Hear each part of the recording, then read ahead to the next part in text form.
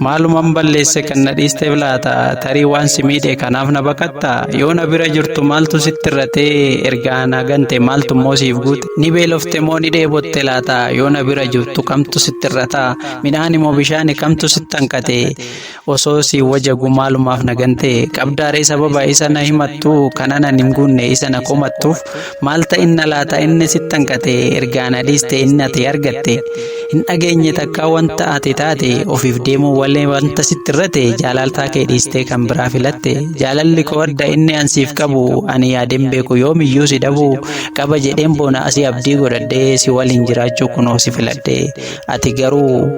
karaatti na dhiiste fedhii koo awwaaltee boolla gadi qottee na jalaa baqatte jiruu ho'aa dhiiste jaalala mi'aawaa anaan dhandhamsiiste jireenya hadhaawaa osoo naaf deebite har'allee sin hawwa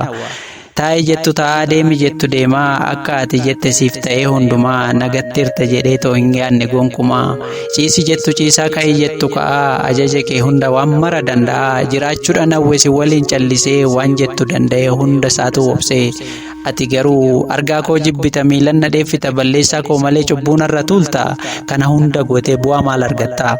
jaalala isa dhugaa isa ansiif qabu dhiiste too sokkita sittin ta'u cubbuu balleessin eeganaaf gaabbita jedhee si dhabuu hin fedhu ani ariifadhee nagatteerta jedhee dafee murtii laadhee yaadannoo keen qaba wanta waliin taane kan kaleessa darbe wanta waliin goone hunda isaanan qaba kennaa naaf kennite isa gaafa nagaa ati anaaf laatte galmee seenaa godhee dabareen katabee kennaa kan kee hundumaa tarree galchee dhaabee sina yaadachiisa yeroon galu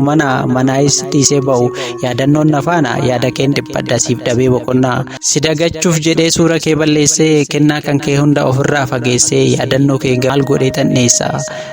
sammuutti na dhufa boqonnaa naan kennu yaadatu na jeeqa wanni waliin taanu kan kaleessa darbe yaadannoon na keessa boqonnaa na dhoowwa inni nama cheessa naaf gaabbitaa laata kan darbe yaadatta naaf deebitaa laata miidhama koo laalta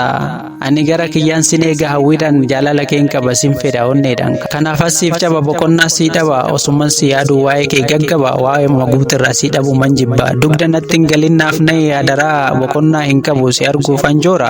sin barbaada kunoo ganama galgala dachee kana irraa siif qaba jaalala siifan dhukkubsadha siifan guggubadha situ dawaa xiyya kanaaf si waammadha sumaafan dhibama garaa koo namura si eegatan jira naaf gaabbe adaraa si eegatan jira naaf gaabbe adaraa